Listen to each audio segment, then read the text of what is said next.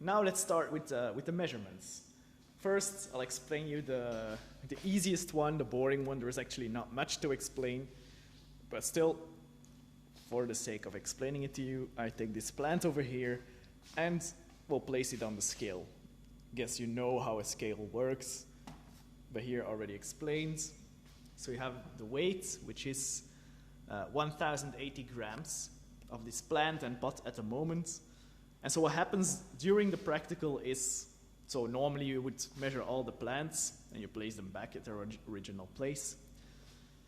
And you will see that this number will drop because the plant is losing water. You might think maybe like, hey, but in the meanwhile, shouldn't the plant also gain weight because it takes up CO2, right, and builds sugars?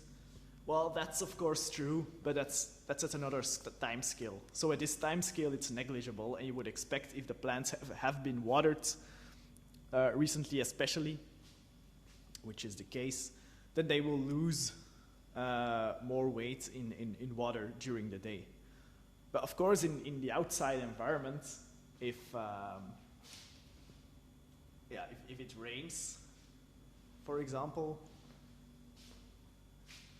then they will of course, or if it had rained at least, if the soil is wet enough, they will of course take up new water as well. But in this case here, in this situation of this whole system, there will be a loss of water during the day.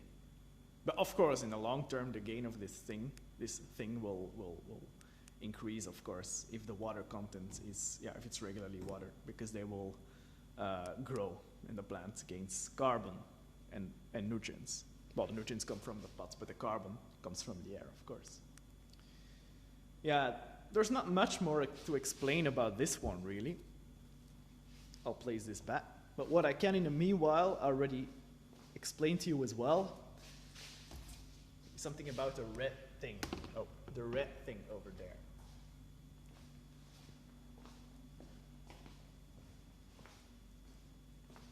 This over here is to measure the microclimates. To measure actually the meteorological conditions in the room over here.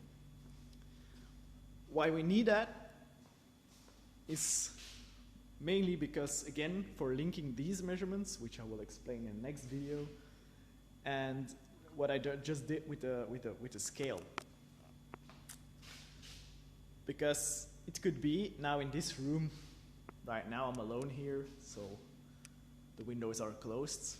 But with the students, then of course windows were open because of COVID risk. And also, normally in the previous years we were in a growth chamber or in the outside environment, and there can be wind, and wind can influence strongly how much, and also the other environmental conditions, by the way, can influence how much water is lost from the leaves. Because on the leaf,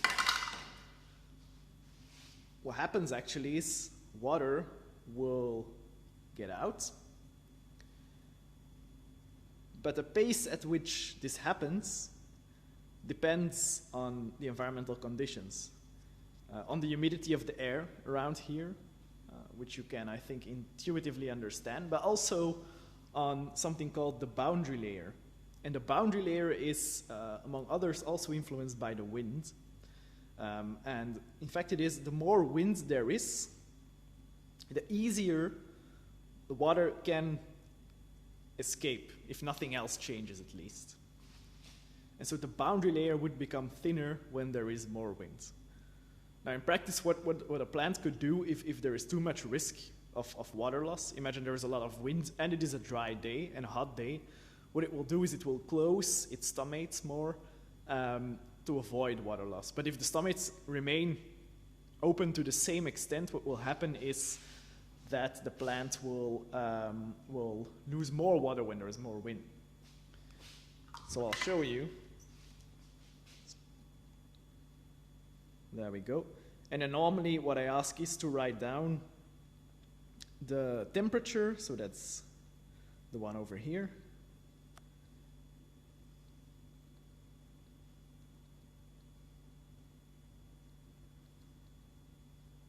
yeah, the relative humidity, or the humidity, yeah, but it's in this case, it gives a relative humidity, which is 64%. And the wind. Well, there is no wind. Now there is some, but here, that's just because I did it, I blew. But in this case, there is no wind in this room. And depending actually, so I will explain that in the next video, but you will need, for this boundary layer, you will need it in your calculations. Besides the measurements you do there, you will need a boundary layer. You need a boundary layer conductance or resistance. And this can be done with a formula, at least when there is wind. So when there is wind, then you're in turbulent conditions, and there is a special formula for which you need the wind speed in meters per second or kilometers per hour. And there you can fill in that formula, and then you know the boundary layer conductance or resistance. But now there is no wind, and actually that means we can just measure in this case, we can measure it over there. But now in your practicals, it's possible that there was wind. And in that case, you need to use the formula, and actually I sent that to the students.